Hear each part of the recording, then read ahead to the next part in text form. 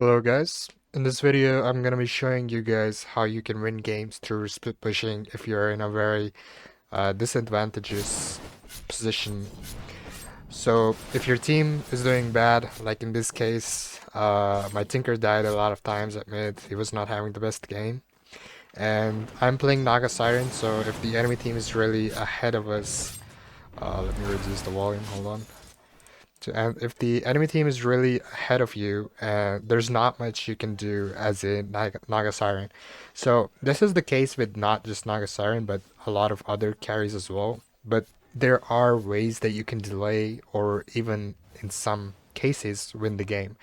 So the first thing when you wanna be playing illusion heroes such as Naga is that you wanna be cutting waves as much as possible. So in whenever the enemy team gets ages, what they're gonna be doing is that they're going to push the bottom side and they're going to pressure the towers. So you wanna be mirroring what the enemy team is doing. So if they're gonna be pushing this tower, you're going to go here and push their safe lane tower. So just mirror what the enemy team is doing and try to cut as much waves as possible at the same time. So this is like one of the advantages of playing Nagasaran is that you can cut waves and you can like push two lanes at the same time. So when they go to push this high ground, they're gonna have to react to these two lanes being pushed in. So unfortunately, I got hooked here. If you're interested in watching this, I ended up dying. That was unlucky, but at least I forced the enemy to come back. Like now that they're here, they can't be pushing bottom. Like my Tinker is getting space. The only thing that I want in this game is to make enough space so that my Tinker gets farmed and basically try to delay the game for my team so we can come back into the game.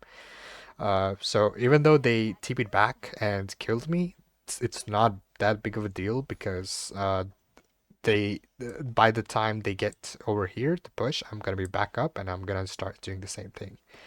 Whenever they start hitting this tower on the bottom side, I'm gonna go with my main hero and start pushing this.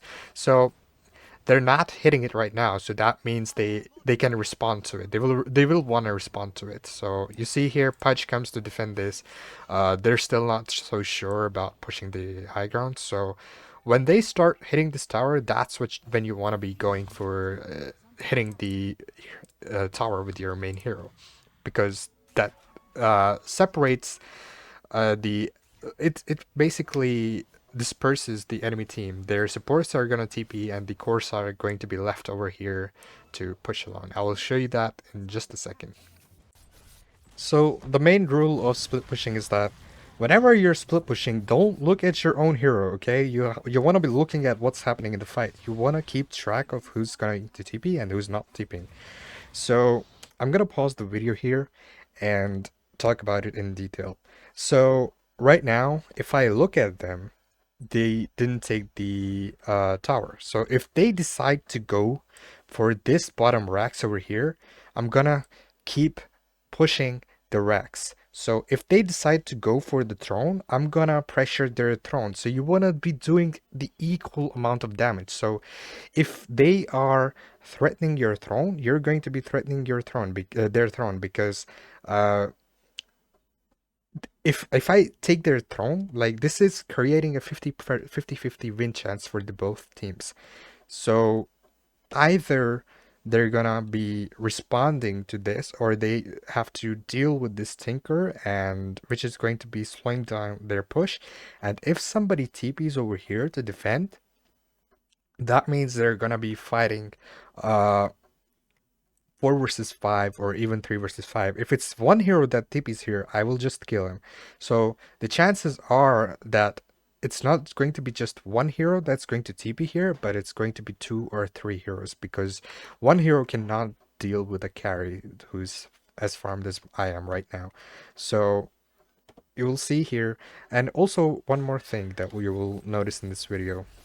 I know I cannot fight with them. It's impossible to fight their heroes. So what I'm going to be doing is that in order to take their base as quickly as them, I'm gonna need to think of something. And That means you buy a desolator. So I end up buying a desolator, so I take their base more quickly.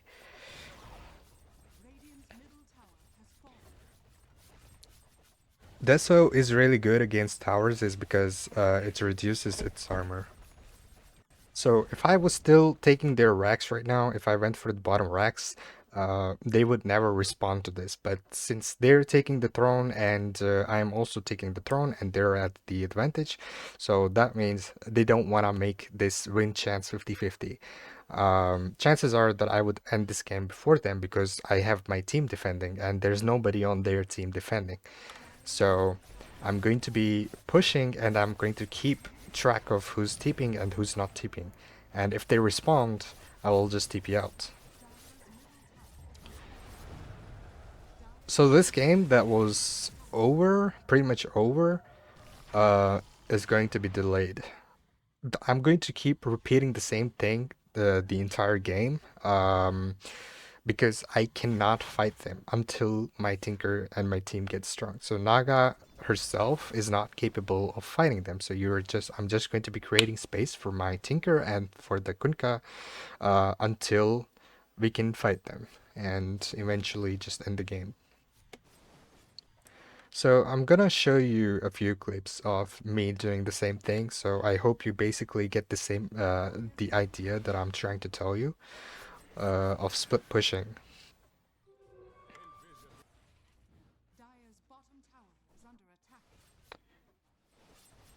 I see them pushing mid, so I'm gonna do the same thing again.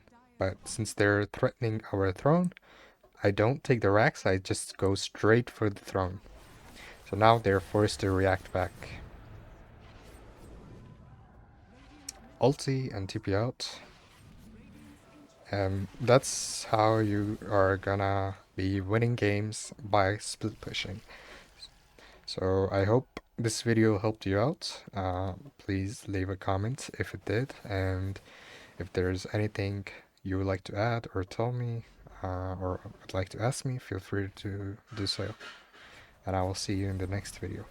Bye bye.